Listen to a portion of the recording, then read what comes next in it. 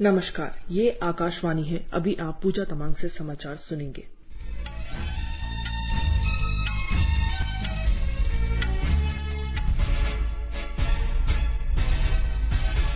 पहले मुख्य समाचार। मणिपुर मुद्दे पर हंगामे के बाद लोकसभा 2:30 और राज्यसभा 3 बजे तक स्थगित।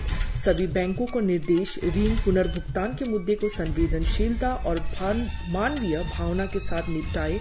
वित्त मंत्री निर्मला सीतारामन।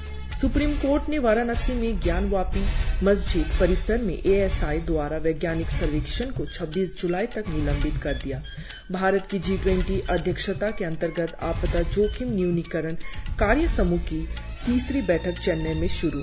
भारतीय महिला सॉफ्टबॉल टीम चीन के हांगझू में एशियाई खेलों में पदार्पण करेगी। और अब समाचार विस्तार से। संसद के दोनों सदनों में आज लगातार तीसरे दिन मणिपुर हिंसा मुद्दे पर विपक्षी दलों का विरोध जारी रहा। दोनों सदनों की कार्यवाही बार बार स्थगित होती रही। लोकसभा में दूसरे स्थगन के बाद दिन में 2 बजे जब कार्यवाही शुरू होते ही कांग्रेस, डीएमके और जनता दल यूनाइटेड सहित विपक्षी दल अध्यक्ष के आसन के पास पहुंच गए और पोस्टर लहराते हुए नारे लगाने लगे।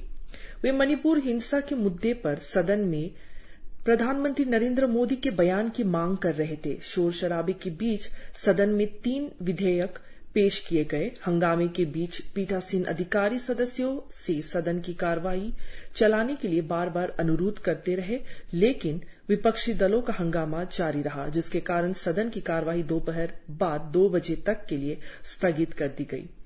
मणिपुर में चावल और अन्य आवश्यक सामग्री ले जा रही एक मालगाड़ी के आज तामेंगलोंग जिले में खोंगसांग रेलवे स्टेशन पर पहुंचने की संभावना है। केंद्रीय गृह मंत्री अमित शाह ने मणिपुर की यात्रा के दौरान घोषणा की थी कि हिंसा प्रभावित मणिपुर में रेलवे के माध्यम से आवश्यक वस्तुएं उपलब्ध कराई जाएंगी। उन्होंने संबंधित अधिकारियों को खोंगसांग रेलवे स्टेशन पर आवश्यक सुविधाएं तैयार करने का निर्देश दिया था। चावल, प्याज, आलू और अन्य सामग्री से भरी हुई 12 डिब्बों की रेलगाड़ी कल सुबह असम के new Guwahati NF railway station से रवाना हुई। इस बीच मणिपुर के कई जिलों में विस्थापित परिवारों के लिए फैब्रिकेटेड आवास तैयार करने का काम तेजी से चल रहा है। मणिपुर पुलिस आवास निगम लिमिटेड के अधीक्षण अभियंता पी बोजेंद्रो ने बताया कि घाटी के 4 जिलों में विभिन्न स्थानों पर करीब 3000 फैब्रिकेटेड आवास बनाए जाएंगे। प्रत्येक स्थान पर लगभग 200 परिवारों को समायोजित किया जाएगा। उन्होंने कहा कि प्रत्येक कमरे में शौचालय जुड़े रहेंगे और बिजली, पानी सहित अन्य सुविधाएं उपलब्ध होगी। वित्त मंत्री सीतारामन ने कहा कि सरकार ने सभी बैंकों को निर्देश दिया है कि वे ऋण पुनर्भुगतान के मुद्दे को संवेदनशीलता और मानवीय भावना के साथ निपटाए। आज लोकसभा में प्रश्नकाल के दौरान एक पूरक प्रश्न के जवाब में उन्होंने कहा कि उनकी जानकारी में आया है कि कुछ निजी और सार्वजनिक क्षेत्र के बैंक ऋण पुनर्भुगतान के मामले में कड़ी कार्रवाई कर रहे हैं। वित्त मंत्री ने कहा कि रिजर्व बैंक की सलाह से ऐसे मामलों को मानवीय आधार पर निपटने के बारे में बैंकों को निर्देश जारी कर दिए गए हैं। कौशल विकास और उद्यमिता मंत्री धर्मेंद्र प्रधान ने बताया है कि प्रधानमंत्री कौशल विकास योजना के अंतर्गत वर्ष 2020 और 2023 के बीच 27,87,000 से अधिक उम्मीदवारों को प्रशिक्षित किया गया। आज लोकसभा में प्रश्नकाल के दौरान उन्होंने कहा कि प्रशिक्षित लोगों में 46.43% महिलाएं हैं। प्रधानमंत्री कौशल विकास योजना के अंतर्गत पिछले 3 वर्षों में प्रशिक्षित 12,94,000 महिलाओं में से 2,16,000 महिलाओं को रोजगार मिल गया है। देश भर में लगभग 14,938 ITI, 454 प्रधानमंत्री कौशल केंद्र, 288 JSS संस्थान प्रशिक्षण कार्यक्रमों में लगे हुए हैं। केंद्रीय युवा मामले और खेल मंत्री अनुराग सिंह ठाकुर ने आज मुंबई में दूसरे फिट इंडिया क्विज 2022 राज्य राउंड के विजेताओं को सम्मानित किया। इस अवसर पर उन्होंने कहा कि क्विज के तहत स्कूलों और विद्यार्थियों को 3 करोड़ 25 लाख रुपए नकद पुरस्कार के रूप में दिए जाएंगे। श्री ठाकुर ने बताया कि केंद्र सरकार ने खेलों के लिए बजट 3 गुना बढ़ा दिया है। उन्होंने कहा कि यह सरकार के प्रयासों का ही नतीजा है कि भारतीय खिलाड़ी ओलंपिक सहित विभिन्न अंतर्राष्ट्रीय आयोजनों में शानदार प्रदर्शन कर रहे हैं। स्कूलों के लिए fit India national fitness and sports quiz के दूसरे संस्करण में देश के 702 जिलों के 16,000 से अधिक स्कूलों के लगभग 62,000 छात्रों ने भाग लिया। खेल मंत्री ने बताया कि क्विज के दूसरे संस्करण में भाग लेने वाले छात्रों की संख्या में पहले संस्करण की अपेक्षा 70% की वृद्धि हुई है। आम आदमी पार्टी के सांसद संजय सिंह को उनके दुर्व्यवहार के लिए शेष मॉनसून सत्र के लिए निलंबित कर दिया गया है।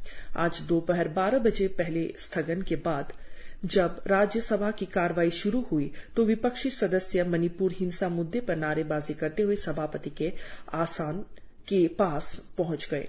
सभापति जगदीप धनखड़ ने श्री सिंह से अपनी सीट पर जाने के लिए बार बार कहा, लेकिन उनका प्रदर्शन जारी रहा। शोर शराबे के बीच सदन के नेता पीयूष गोयल ने संजय सिंह को सभापति के निर्देशों की बार बार अवहेलना करने के लिए सत्र के शेष भाग के लिए निलंबित करने का प्रस्ताव किया। सदन ने ध्वनिमत से प्रस्ताव पारित करके आम आदमी पार्टी के सांसद संजय सिंह को मौजूदा सत्र के शेष भाग के लिए निलंबित कर दिया गया। भारतीय पुरातत्व सर्वेक्षण विभाग ने आज वाराणसी में ज्ञानवापी मस्जिद का सर्वेक्षण शुरू किया। बाद में उच्चतम न्यायालय के आदेश के बाद यह सर्वेक्षण 26 जुलाई शाम 4 बजे तक के लिए रोक दिया गया। ज्ञानवापी श्रृंगार गौरी मामले में वाराणसी की एक अदालत के निर्देश के बाद सर्वेक्षण किया जा रहा था। एएसआई का दल आज सुबह करीब 7 बजे सर्वेक्षण के लिए ज्ञानवापी मस्जिद परिसर पहुंचा। सर्वेक्षण यह सुनिश्चित करने के उद्देश्य से किया जा रहा था कि क्या यह मस्जिद एक मंदिर के अवशेषों पर बनी है। इस बीच ज्ञानवापी मस्जिद परिसर और आसपास के क्षेत्रों में सुरक्षा कड़ी कर दी गई है। 3 दिन पहले अजय कृष्ण विश्वेश की स्थानीय अदालत ने एएसआई को विवादास्पद वाजूखाना इलाके को छोड़कर परिसर के सर्वेक्षण की संभावना का पता लगाने का आदेश दिया था और मामले की अगली सुनवाई के दिन 4 अगस्त तक रिपोर्ट प्रस्तुत करने को कहा था। भारत की अध्यक्षता में G20 आपदा जोखिम न्यूनीकरण कार्य समूह की तीसरी और अंतिम बैठक आज चेन्नई में शुरू हुई। भारत की G20 शेरपा अमिताभ कांत ने प्रारंभिक सत्र को संबोधित करते हुए कहा कि कार्य समूह की अंतिम बैठक से G20 देशों की एकता और सहयोग की सामूहिक भावना का पता चलता है। उन्होंने कहा कि तुर्की में भूकंप और यूरोप में भीषण गर्मी से हजारों लोगों की जानें गई है और सूखे से अफ्रीका के लाखों लोगों को पानी और संसाधनों की कमी का सामना करना पड़ रहा है।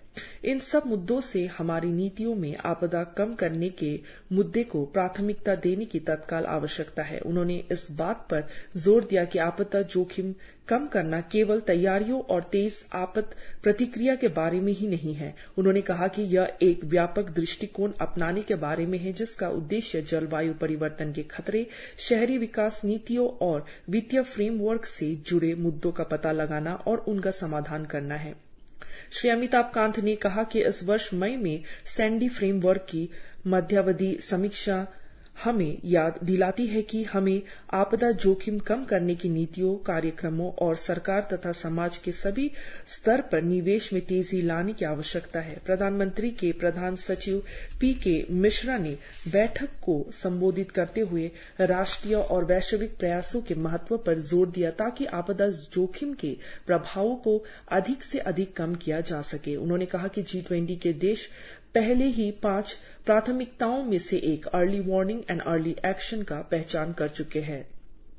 जम्मू कश्मीर में 3,800 से अधिक श्रद्धालुओं का 22वां जत्था कड़ी सुरक्षा प्रबंधनों के बीच आज सुबह जम्मू के भगवती नगर यात्री निवास से श्री अमरनाथ जी की पवित्र गुफा के लिए रवाना हुआ। हमारे संवाददाता ने बताया है कि 3,898 श्रद्धालु 149 वाहनों के काफिले में रवाना हुए।